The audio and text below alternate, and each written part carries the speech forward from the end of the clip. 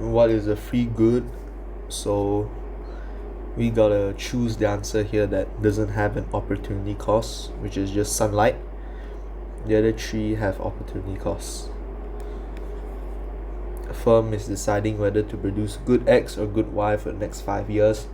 The predicted revenue for good X is 20,000 per year, and for good Y is 18,000 per year.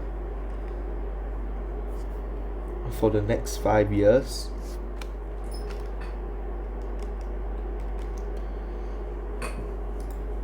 you're gonna lose 18,000 times 5. This is what you're losing when you choose to produce good X instead of good Y. Answer is C.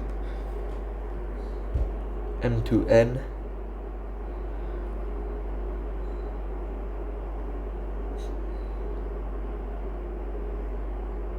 A is not possible because at point M and M they're already at full employment. Improvement in technology will shift PPC outwards, so it's not B. C as well. C would shift the PPC like this. D is the correct answer. You are changing your resources to favor X more.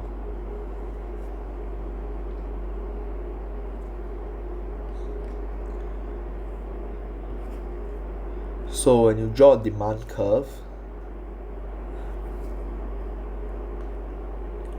basically what you're always changing here is the price. You can go up or down, and it will cause your contraction or extension. The others cause shifts, and shifts are a different thing. They're just asking in a pure demand curve, what is the thing that you change, and that will be price. S1 to S2, there's an increase in supply.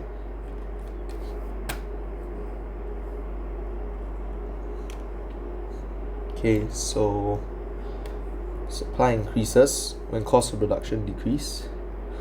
A is the answer. For B, it's wrong because it's a fall in demand. C is increase in demand, and D is fall in supply, increase of cost of production for D. What could cause the price of tea to increase?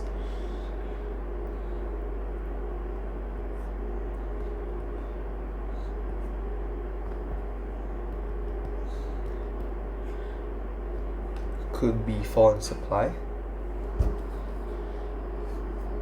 or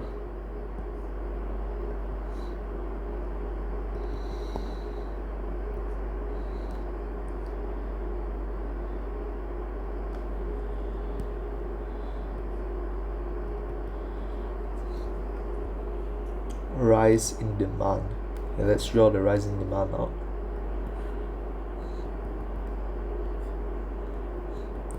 So fall in supply or rise in demand, we're looking for one of these. Decrease in demand, wrong. Decrease in the price of substitute, that's demand falling. Increase in the price of substitute, that's a rise in demand. Increase in supply of tea, well, that's wrong, so answer is C. Firm changes the price of its product and finds that its revenue increases. Which combination of price change and PED would have caused this? Okay. So your PED is inelastic, which is going to be between 0 and 1. So in this combination, you want price to rise.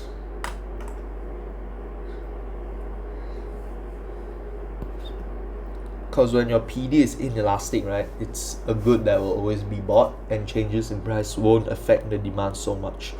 So that's why a rise will positively cause your revenue to increase. And if your PD is equal to 1, means it's very elastic, it's very sensitive to price changes, your product will lose revenue. This will cause fall in revenue. So that's why greater than 1, equal to 1 is also applicable though.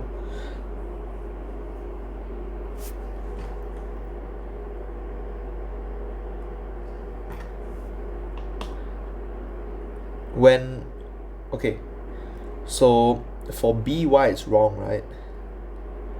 It's cause when it's equal to 1, it's like unitary. The change will be equal to basically it cancels out lah. Your fall in price is gonna cancel out the increase in demand that you get. Revenue still stays the same.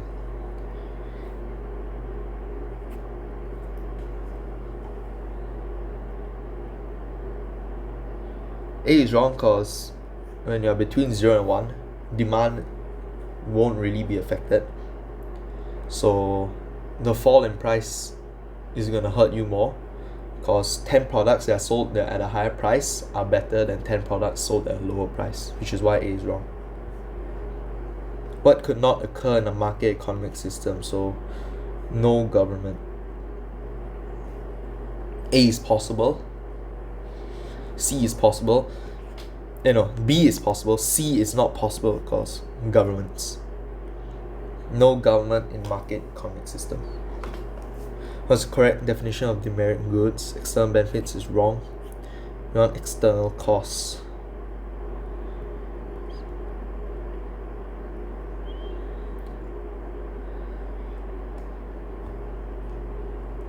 Higher private costs and social costs, not necessarily.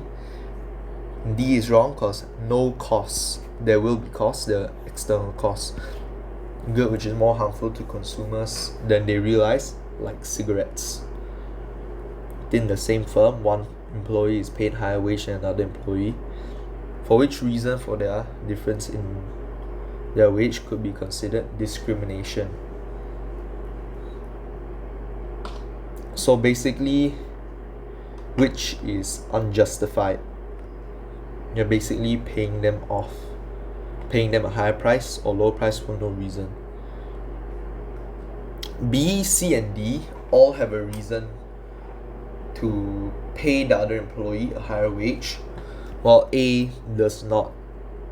You are in B, C, and D, you can be paying this guy a higher price, higher wage, because they have more skills. But A, different age is not necessary.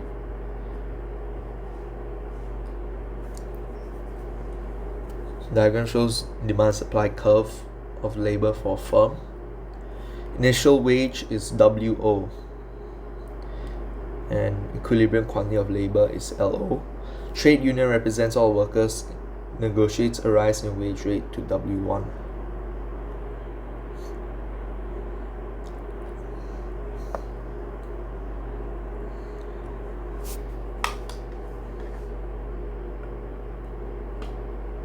What is the amount of unemployment that results from this wage rise?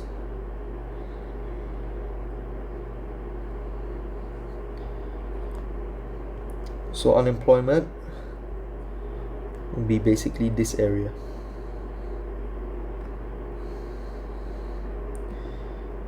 L1 to L2.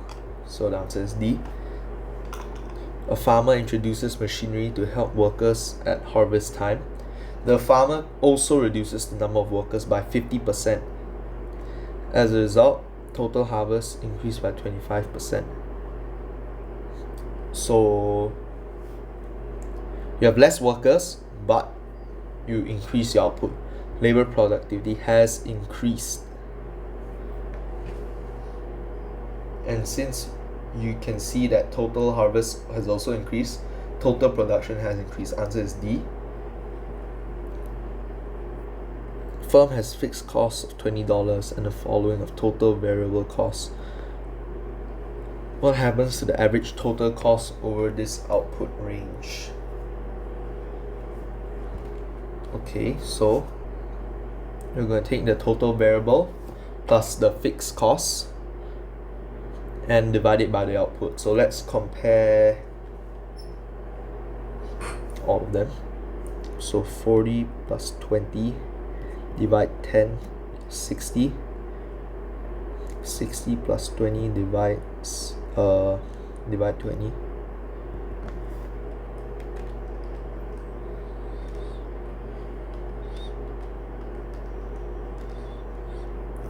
It's 4. Oh wait. There's 6. 80 plus 20 divide 30.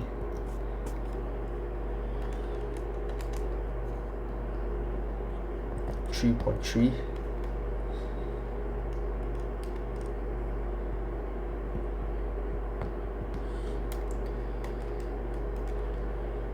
It's 3. It falls continuously.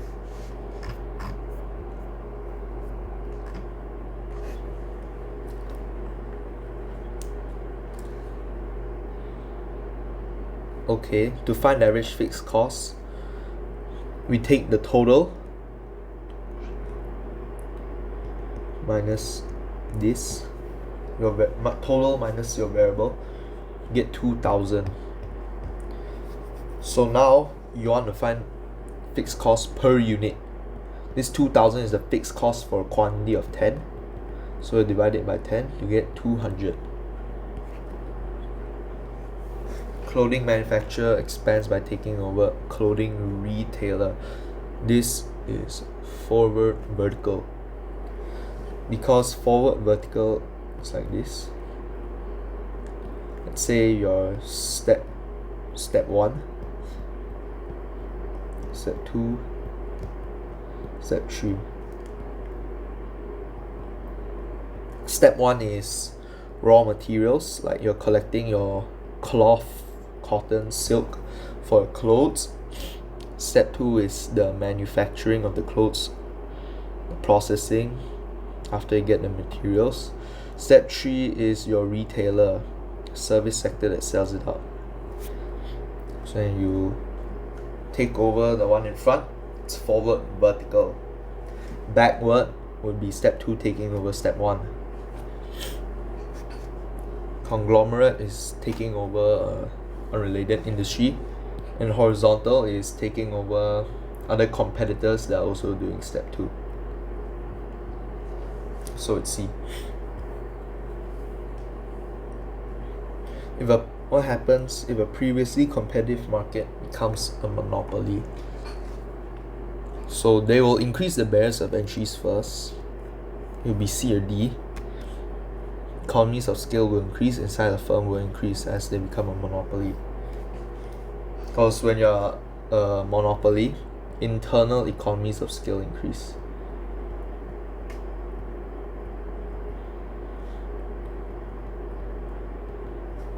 With which macroeconomic aim, if achieved, is likely to increase the government budget surplus?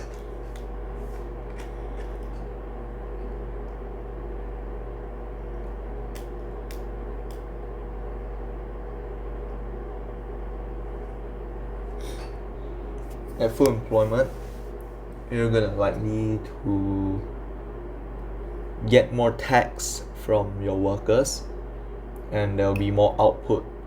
So answer looks like A, but let's look at the others.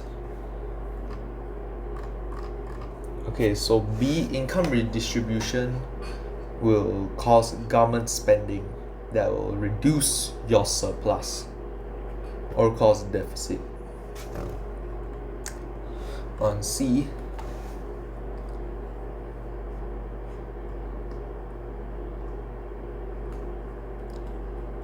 C is more of economic stability. You can have low inflation, but it's not necessary that budget surplus will increase. A is just more correct than C in this case. And for D, stability in balance of payments just means that you are maintaining it at a certain level. So you are going to be actually less likely to increase because you want to keep it at, like, let's say, keep it at level 0. You don't want it to go to level 1, level 2, or level -1 or -2, something like that.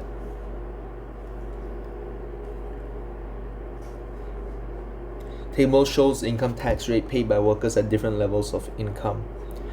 What is most likely to have been an economic objective of the government in changing the tax rates between year 1 and year 2? So in year 2, you're taxing your top rate more, you're taxing the rich people more.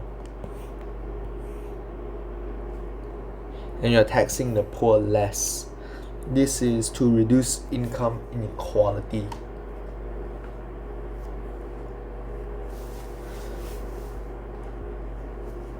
A government attempts to raise economic growth with a policy of reduced interest rates. Which other government objective is most likely to be helped in the short run? I'm going to reduce interest rates. So you're increasing AD.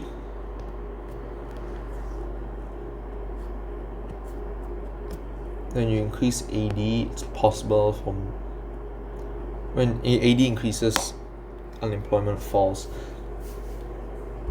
You reduce interest rates, it also makes the cost of borrowing cheaper. Entrepreneurs, firms can have money to invest, innovate, and hire more workers. That's why lower unemployment is the answer. Price stability is wrong, because when your AD increases, there will be inflation. Price stability is likely to worsen. Reduced income inequality, interest rate has nothing to do with that. Reduced trade deficit. This is also very unrelated. So it's just A. What is the definition of a supply side policy? So supply side policy aims to increase price competitiveness to allow exports to compete with imports. It's not A or B, and to increase imports is wrong, because that's not a good thing. Supply side policy wants to decrease imports or make your exports more than imports. And you do that by increasing productivity, by increasing training, healthcare, and education. All of these are supply side, and they increase productivity. Subsistence farming is the practice of growing crops and raising livestock sufficient only for one's own use without any surplus for trade. Or is it difficult for a government to measure economic growth in an economy based on subsistence farming?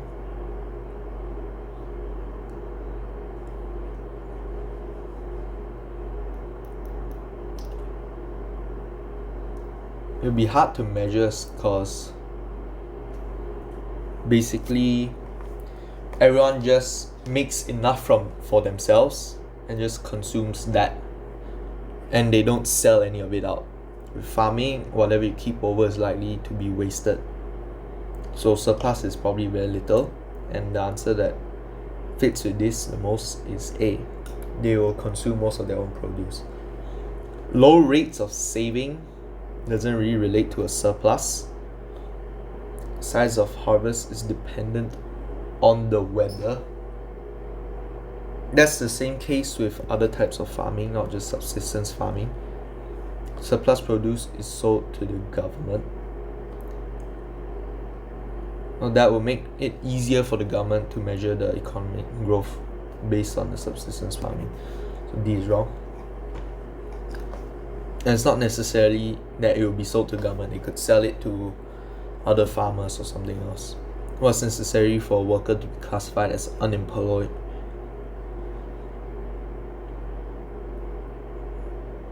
So to be classified as unemployed, you need to be jobless but willing and able to work. So should be D. As these two fit the criteria of being willing to accept the current wage rate, able to work, is prepared to work. So it's D. What's most likely to increase when the rate of inflation gradually changes from 2 to 8% in 1 year? So price levels are gonna rise. Everything, cost of living is gonna rise. So yeah, cost of updating existing price lists. Level of business confidence, it's probably gonna fall. It would probably fall because from 2 to 8% it's very large. It was 2 to 2.5%, maybe it'll be more unaffected.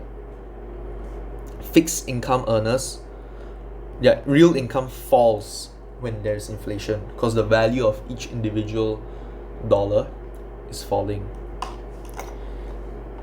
And same with real value of consumer debt. Let's say I owe you 1,000, but now this 1,000 is worth, okay, before inflation at 2%, this 1,000 could buy 50 apples. I still owe you 1,000, but after inflation it can buy 2 apples. And you see the real value of this 1,000 has fallen a lot, which is the logic to why D is wrong. Introduction of a minimum hourly wage in an industry aims to reduce poverty among low-paid workers. What is an advantage to workers of an effective national minimum wage? Nope. A is when you get paid per output that you produce.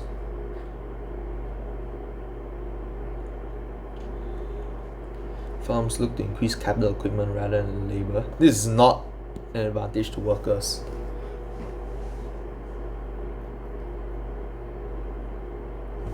Levels of employment become more dependent on wage differences. Nope. Redistribution of a firm's income rewards labor rather than owners. Yes, you're basically helping the laborers more than the CEOs that own the company.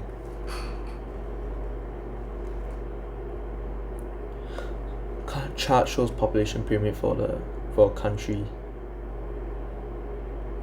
And so if you take geography, you'll be familiar with this. For the top part, say this elderly range, there's very few of them, but there's a lot of children being born. It's likely that death rate is very high. None of them are making to an elderly age, and they're giving birth to a lot of children. It's a lot of most of the population is basically just children, so birth rate will be high. Should be D.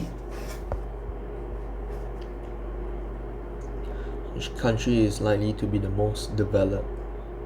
So let's rule out the one with the lower life expectancies. So it's either B or D. Now we're gonna look at GDP per head. I'm gonna divide the GDP by the population. So this one is 30.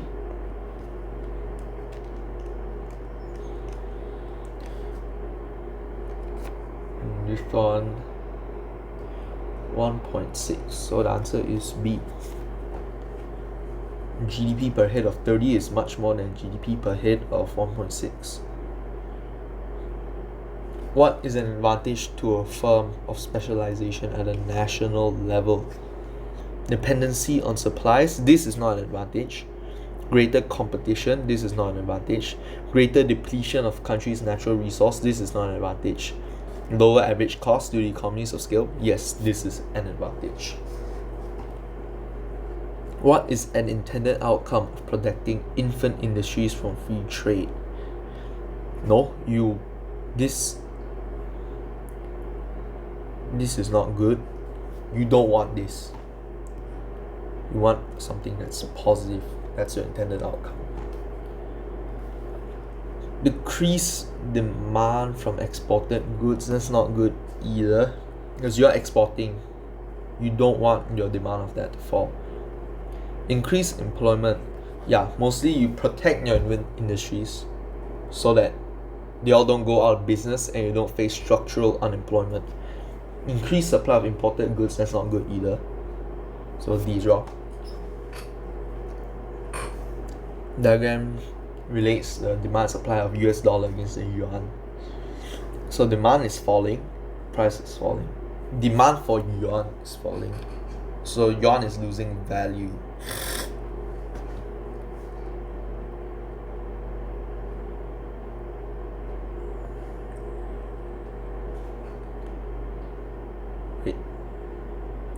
Okay, what is most likely cost demand curve? Okay, this is the demand curve of US dollar, D1 to D2. So demand for the US dollar is decreasing. Okay, so if we're looking at C and D, they're likely to increase the demand. And fall in US interest rate is basically fall in value of dollar. So when there's a fall in value, people are less likely to hold your money, and they're gonna hold other money. They're gonna hold euro, gold, CAD, AUD instead of your dollar. So B is the answer. Brazil had a balance of payments current account deficit of US 23.5 billion. Which policy is likely to reduce the current account deficit in Brazil?